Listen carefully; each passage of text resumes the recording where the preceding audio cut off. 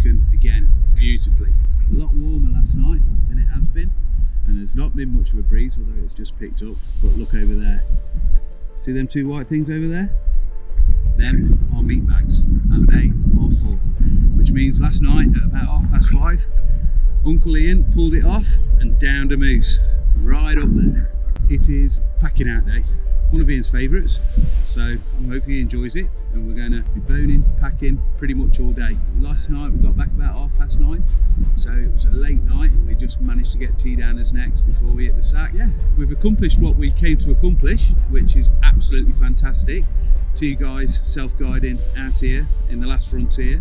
We best crack on and get this moose in bags and get him back here for the plane to pick it up.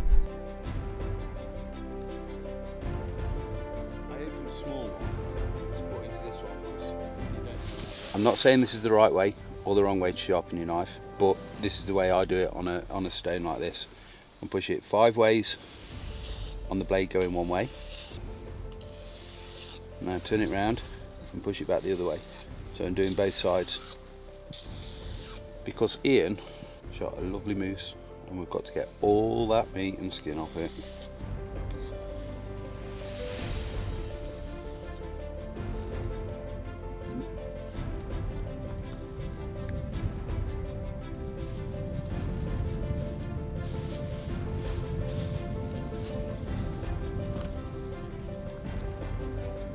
Although we've been gazing at this terrain for over a week now, we take time to carefully plan the most advantageous route to the bull.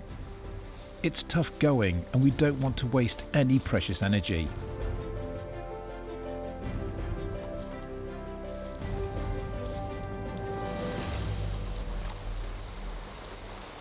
Once we make it to the river, we know the trail is cut ready. However, it's all uphill from here, and there's plenty of roots and branches to claw at your heels. Once at the top, I load my rifle as a precaution. We know there's a grizzly in this area, and there's a chance it could already be feeding on the carcass. But with the stage clear, Wildy straps on his blades and gets down to business. Here's the point where I feel like a bit of a spare part. Steve is a maestro with his knives, and it really is a pleasure to watch him work.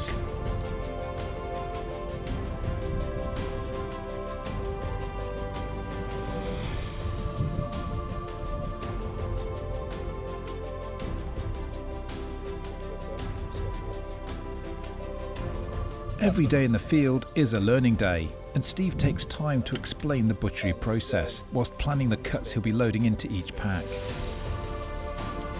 There are strict rules regarding how meat should be harvested in Alaska.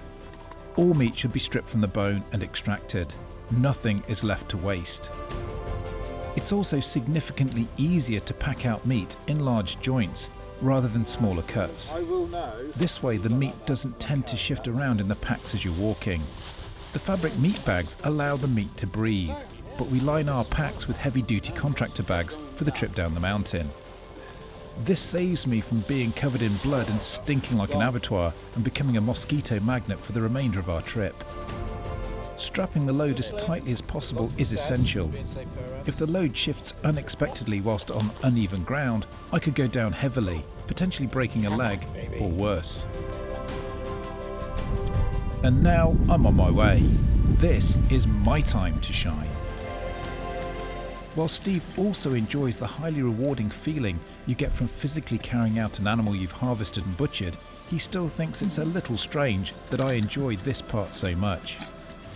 But it is this visceral and emotional connection with the fallen animal that is so important to me. It's a mark of respect for our quarry and a recognition of its sacrifice so that others may benefit from the harvest.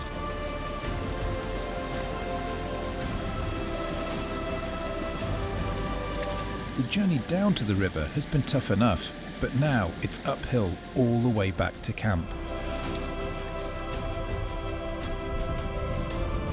My thighs are burning and I gasp for air. It's all about putting one foot in front of the other.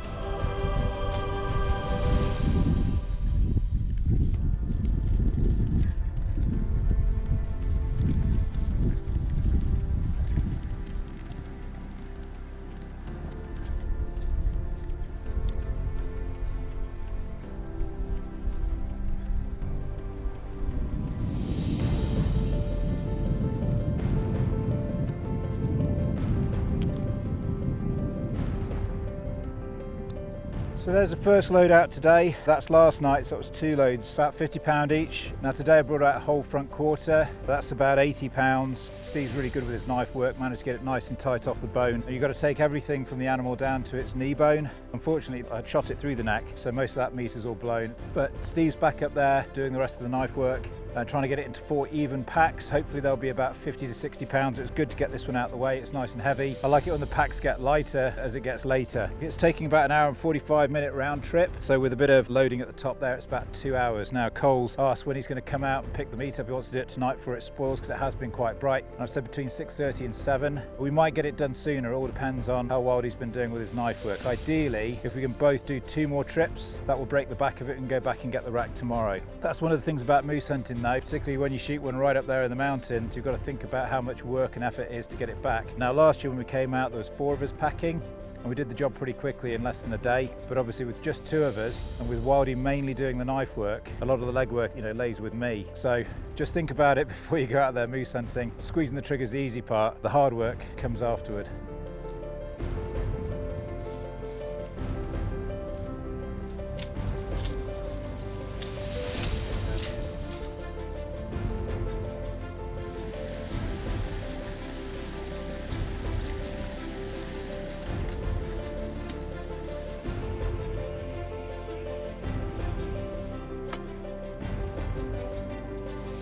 Steve's made great progress by the time I arrive back, having completely stripped the bull, split the meat into manageable loads, and is busy with the final job of cleaning off the skull.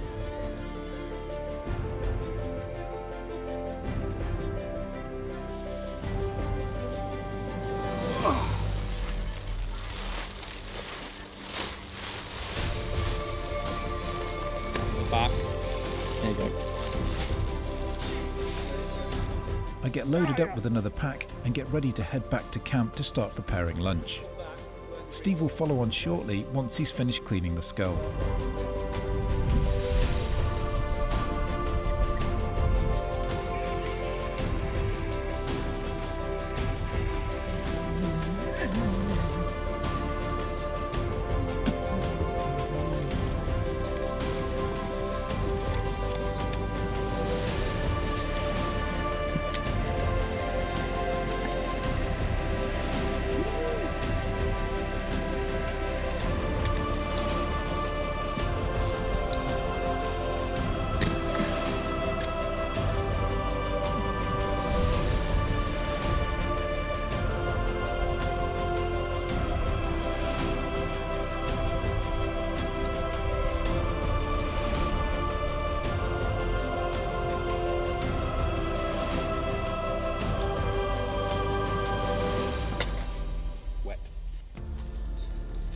Alaskan sausage.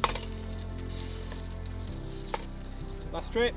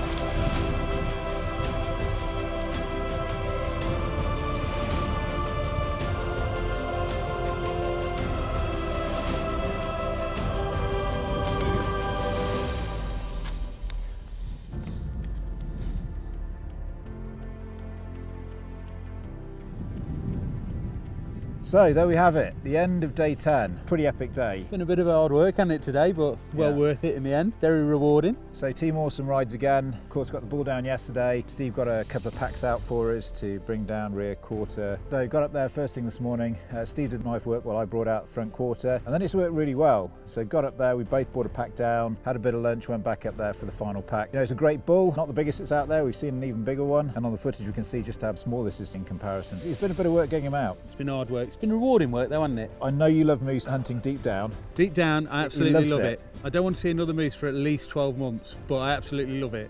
Yeah, so all I can say is thanks ever so much, mate. Mate, it's been a an pleasure honour. working Been an with honour you today. doing it. This country really does make you work for your animals. Not only spotting them, getting in to take a shot, as you saw yesterday, you know, it's a pretty epic stalk in there, right up the way, across the top of the mountain, through a ravine and through thick alders and willows, and the reward is then to get a shot on this guy, and then the realisation hits you, bugger.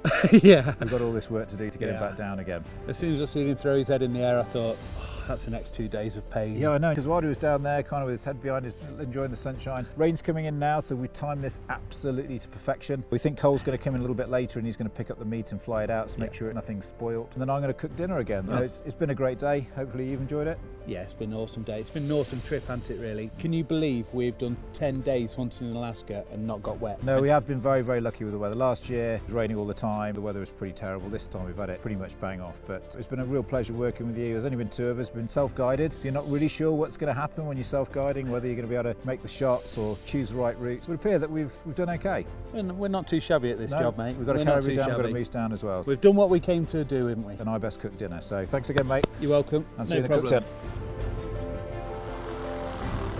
It's late in the day by the time Cole arrives to collect the bull. He's a workaholic with an insane schedule, ferrying hunters and their trophies across the region.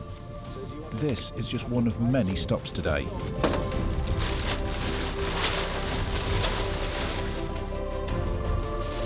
But his real success lies in getting hunters to the ideal location for their chosen hunts, whether that be moose, caribou, bear or Dall sheep. Of course, you must be well prepared, but his client's healthy rate of success speaks for itself. Whilst I'll be taking home the antlers, I've donated the meat from both of my bulls to a local family in need. Moose meat is a vital source of protein in this region, and I'm glad to be able to do my part to support those who don't have the opportunity to hunt themselves. The regulatory system that controls hunting and harvesting of big game here in Alaska is the most sophisticated I've experienced anywhere in the world. It delivers a successful, sustainable management program that will ensure thriving populations of game for generations to come. And with that, our hunt is nearly at an end. This is our last night in paradise.